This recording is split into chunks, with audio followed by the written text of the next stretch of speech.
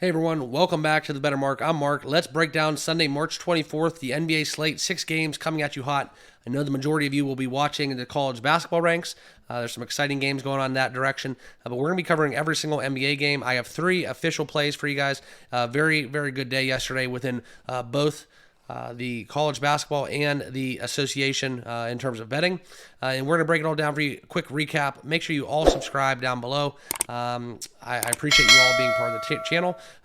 Picks every single day, okay?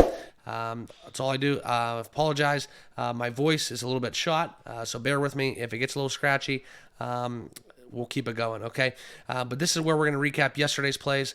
Make sure you guys, like I said, all subscribe down below if you have not yet done so. And this is where we're going to be looking at how we were able to cash two bets and one loss and a void bet. Jokic did not suit up, so that triple-double never got a chance to come to light.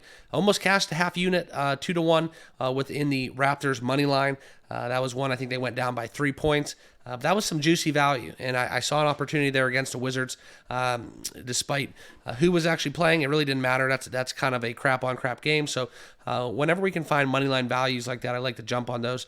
But we were able to get it done with the Celtics once again covering -6 and the Knicks -7 covering in that direction. Okay, but this is where we're going to get into 3 official plays, and let's jump right into it. Okay, first I do want to take the time to talk about today's channel sponsor, OddsJam. Link is as in the description. Click that link. Use my promo code TBM for 35% off your first month or your annual plan. It is truly an invaluable tool within the sports betting community. One where I use on basically every single one of my bets, not just within bets, but bets tracking, daily fantasy, arbitrage opportunity, and the positive EV metric that they offer as well. So a lot of cool stuff. But let's get down into the slate. The Pelicans playing in Detroit. This is where we're going to be laying it, okay? We're going to be laying the -12 that we're seeing within within New Orleans. That's where you can actually find a -11.5 out there in the market, okay? So 11.5 is what we'll lock in, but you'll probably find 12s more readily available, but shop around, okay? But this is one where we look at this game. We look exactly what's going on within this first game on the card. It's something where Detroit is in that kind of tank mode, all right? And we know what they're doing. New Orleans as a huge favorite is a very, very strong trend, especially when they get a lot of, when they have to lay it on the road. Very much a high clip that they cover by, okay? And this is one where they're hot, okay? But the Pistons, they're kind of a dumpster fire, waving the white flag, covering 1 out of their last 5, and conversely, Pelicans covering 4 out of their last 5 against the spread. So this is one where I see this being a potential for a blowout. Look for the Pelicans to cover that 11.5. Lock it in, 3 o'clock tip. Okay, next, 76ers Clippers. No official play in this. I would lean towards the under. It's just one where it would not shock me. It's already moved too much. So I think this total went down from 218 to 214.5. So this is kind of why it's important to bet these games early. So we're not going to be looking to play this. It came down from 215. Apologies. But still, it would be a play on the under. The 76ers without Joel Embiid play a completely different style of basketball. And the Clippers kind of go at the pace of what we're seeing as of lately. So this would lend towards a low 200s point total, but no official play. Okay. Next, this is when we're going to go into the Cavaliers.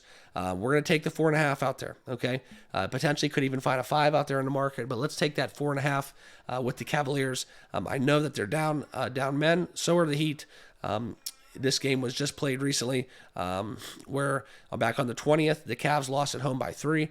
We look at Dean Wade out, Max Strus out, Mobley's questionable. We see Donovan Mitchell's out. Now, if Mobley gets that inactive tag, that's when I might end up getting out of this bet. But as it stands right now, I do see some value taking the points on the road for the Cavaliers, basically due to the fact that if a lot of people don't suit up for Miami, I do think that the likes of Darius Garland and whoever else is suiting up can take down the Heat single-handedly if they were able to have an inactive to couple that as well. Okay, so that's where we lay in the 4.5 on the road with the Cavaliers.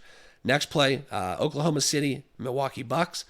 This is just a sheer play where we're going to be taking 230.5. We're going to go over. This is potential a finals matchup. You know, this is going to be a prime time, 7 o'clock NBA TV. Primetime game. Everybody's excited to play this. I think both teams are excited for this West versus East matchup. But we're gonna take the over 230.5. You can find out there in the market. That's where we're gonna be taking the over in this contest. I just think it's gonna be a lot of points, potential for overtime, but it's gonna be something where I see this potentially 220s within a 210s.